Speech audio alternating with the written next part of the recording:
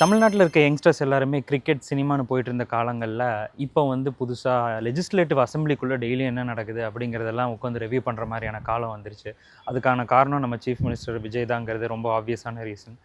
இப்போ வந்து அசம்பிளியில் இந்த வாட்டி நடந்த ரொம்ப முக்கியமான விஷயங்களில் ஒரு சில விஷயங்களை மட்டும் நான் சொல்கிறேன் உங்களுக்கு.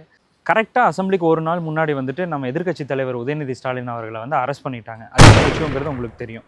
பாலிடிக்ஸை தாண்டி பர்சனலாக வந்துட்டு அவர் ஒரு விஷயம் பேசிட்டாரு அப்படிங்கிறதுனால அவர் அரெஸ்ட் பண்ணிட்டாங்க. அவர் அங்கேயும் இங்கேயும் கூட்டிகிட்டு போயிட்டு நிறைய விஷயங்கள் நடந்துச்சு. உதயநிதி ஸ்டாலினும் வந்து அவரும் ஒரு ஃபன்னியாக தான் எடுத்துக்கிட்டாரு. சிரிச்சுக்கிட்டு ஜாலியாக ஹாய் எல்லாம் சொல்லி டாட்டாலாம் சொல்லிட்டு ஜாலியாக அவரும் போயிட்டு வந்தார். மற்ற டிஎம்கே எம்எல்ஏஸ் எல்லாமே அக்கம்பெனி பண்ணாங்க, பின்னாடியே போனாங்கங்கிறத நம்ம எல்லாருமே நியூஸில் பார்த்தோம். இதெல்லாம் நடந்துச்சு ஒரு பக்கம். அடுத்த நாள் டே 1 ஆஃப் அசம்பிளி, இந்த வாட்டி நடந்த அசம்பிளியோட டே 1ல் என்ன நடந்துச்சுங்கிறது ரொம்ப முக்கியமான விஷயம்.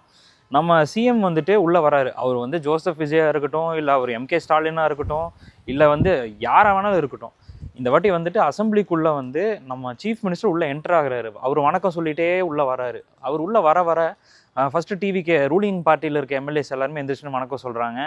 எதிர்க்கட்சி தலைவர் பக்கம் இருக்க மற்ற கட்சிகள், அதாவது ஏடிஎம்கேல இருக்க ஏடிஎம்கேவோட ஹெட்டாக இப்போ இருக்க எடப்பாடி பழனிசாமி அவரும் வந்துட்டு எந்திரிச்சுன்னு வணக்கம் வைக்கிறாரு. என்னதான் சிஎம் வந்துட்டு போயிட்டு எடப்பாடி பழனிசாமி வந்து சிஎம் ஆனதுக்கப்புறம் போய் மீட் பண்ணலினாலும் கூட அரசியல் நாகரிகம் கருதி வந்து அவர் எந்திரிச்சுன்னு வணக்கம் வைக்கிறாரு.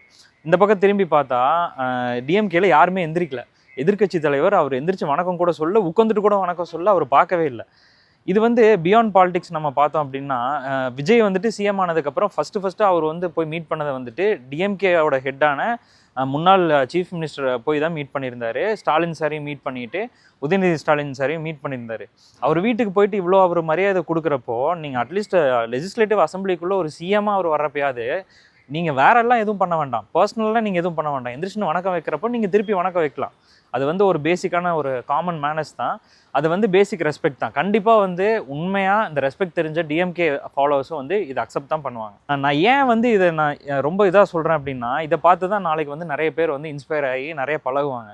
என்னதான் வந்து டிஎம்கே இப்போ ரூலிங் பார்ட்டியாக இல்லைனாலும் கூட நிறைய பேர் வந்து டிஎம்கே வந்துட்டு ரொம்ப ஸ்ட்ராங்காக இன்னும் பிலீவ் பண்ணுறாங்க. நெக்ஸ்ட் எலெக்ஷனில் நம்ம சொல்ல முடியாது, டிஎம்கே கூட ரூலிங் பார்ட்டியாக வரலாம். அப்படி இருக்கப்போ இதுக்கப்புறம் எலெக்ஷனுக்கு ஓட்டு போட தகுதியாக மாறுற பசங்கள்லாம் வந்துட்டு இப்போ பிலோ 18 இயர்ஸ் இருப்பாங்க இல்லையா, அவங்கெல்லாம் வந்து இதை பார்த்து தான் பழகுவாங்க. எதிர்க்கட்சி தலைவர் வந்துட்டு நீங்கள் வந்து அரசியல் ரீதியாக என்ன வேணாலும் தாக்கி பேசுங்க, ஆனால் நம்ம ஒரு அத்தாரிட்டிக்கு நீங்கள் ஒரு ரெஸ்பெக்ட் கொடுங்க.